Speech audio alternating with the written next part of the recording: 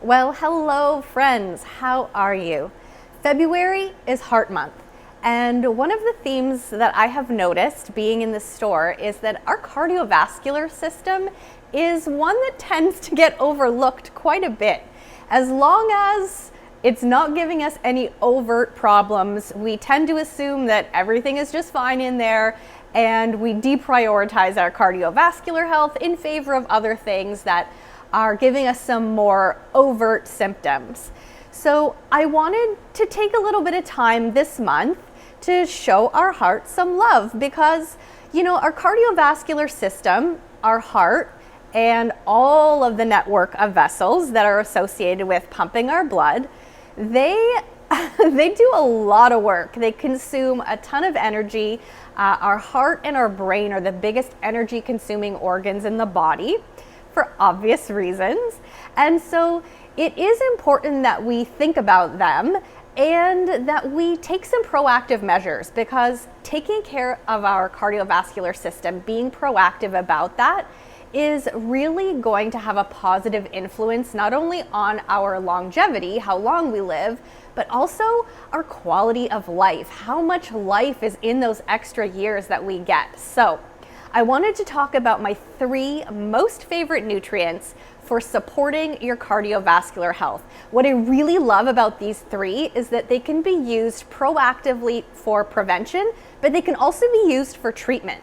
If you do have a cardiovascular issue that you're dealing with, or if you've got a family history that you want to get ahead of, then pay attention, this one's for you. Okay, my first and most favorite nutrient to support our heart is CoQ10. Coenzyme Q10 can be really confusing when it comes to nutritional supplementation because there's different variations on the market, and even within those variations, there are some really important factors to look for. So I'm going to break it down for you now so that when you're kind of staring at the big wall of bottles, you can make a really good choice for yourself. I've pulled a couple of examples here so that as I talk, you'll have a visual in case you're a visual learner like me. So when you go into the drugstore, the health food store, you're going to see a couple of different important words that you're looking at on the bottle. You're either just going to see straight up Coenzyme Q10, or you're going to see this fancy word right here that's pronounced ubiquinol. So what's the difference? Coenzyme Q10 is the inactive form. Ubiquinol is the activated form that our body is going to use. What is this nutrient?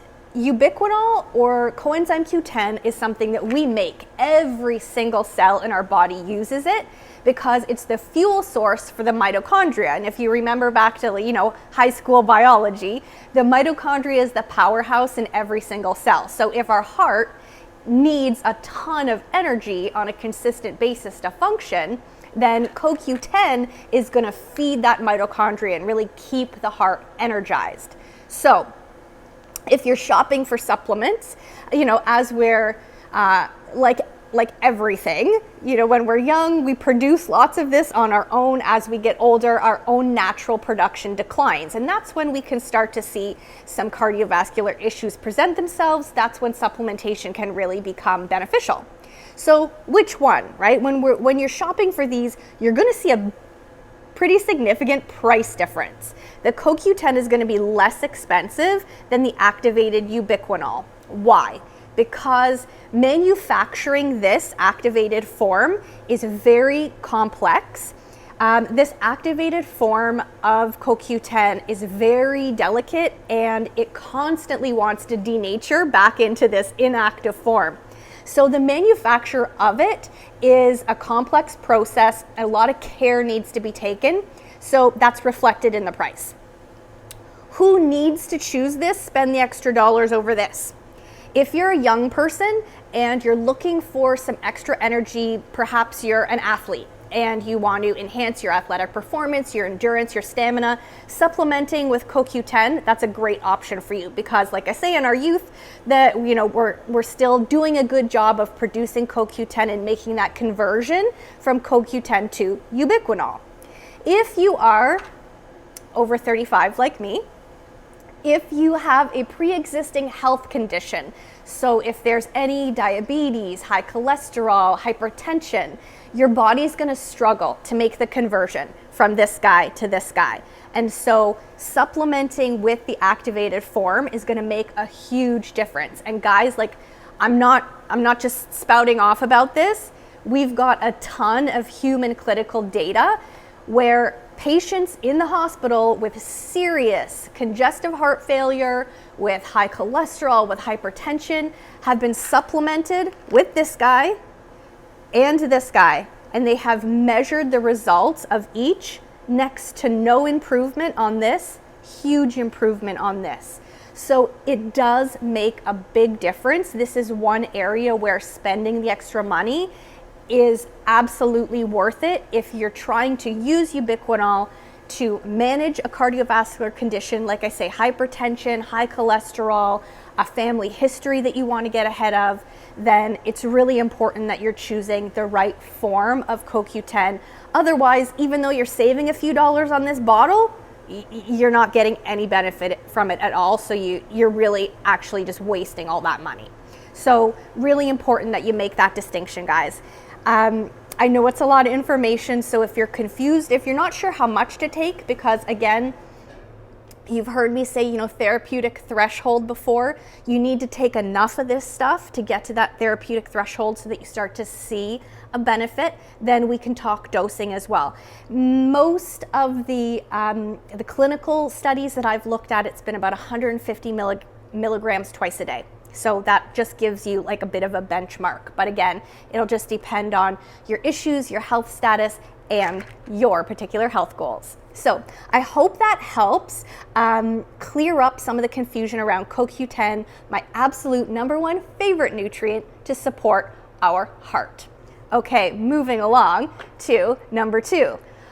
Another nutrient that, there can be some confusion around, but is so powerful and so effective, not only as prevention, but as treatment for cardiovascular health, is good old omega-3s.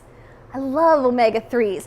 I love them when it comes to cardiovascular health, specifically for their role in inflammation. So think about it, guys. If we're seeing high blood pressure, that means our heart is working harder than it needs to. And it's putting excess strain and pressure on our delicate blood vessels.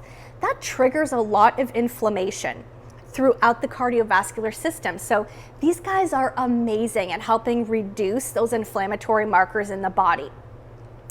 There is some confusion around omegas in general, right? Because it's a term that we throw around a lot.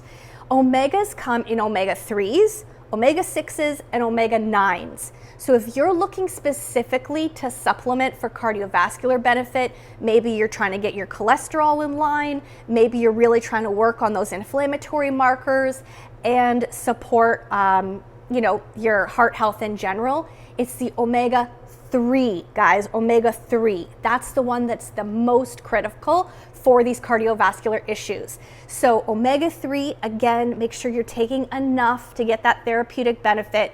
You're aiming for at least 1,000 milligrams of omega-3 per day, okay?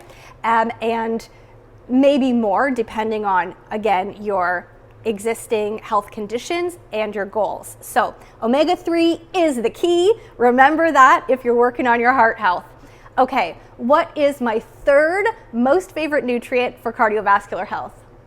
Let's face it, this mineral, there's not much that it can't do, but magnesium, the role that it plays in cardiovascular health, one of the key roles, in its most simplistic, terms that I will really simplify here for you, is just that magnesium is a relaxer. And this is especially important for us ladies, okay, ladies? So listen up. We've been told for decades now that if we want to prevent osteoporosis and have strong bones, we need to be supplementing with massive amounts of calcium. Calcium contracts everything, right? So if we've been told to supplement with a lot of calcium and nothing else, none of the important cofactor nutrients like magnesium, which is the flip side of that coin, which is going to help everything to relax, then we're actually creating some cardiovascular risk for ourselves. We've got all those blood vessels, all those, that heart muscle all contracted up. So if you see that your blood pressure is going up, you're struggling to manage that, then try introducing some magnesium.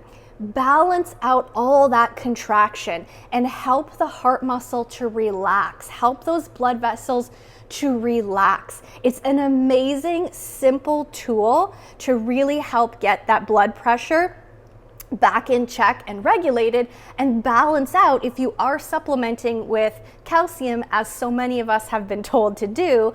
This is my little PSA. I'm not a fan unless you're under a doctor's care and there's a specific reason why they have you supplementing only with calcium. The cofactor nutrients are critical to make sure that the calcium is getting absorbed, that it's getting into the bone matrix where we want it, and that we're not ending up with calcifications in those delicate blood vessels. Definitely get some mag on board, help that heart and those blood vessels relax. I feel more relaxed just thinking about it. So that is my 3 top supplement recommendations if you want to show your heart some love this February. You guys, thank you so much for listening. I love chatting about this stuff. So if you have questions, if there's anything you want to follow up on, you know where to find me.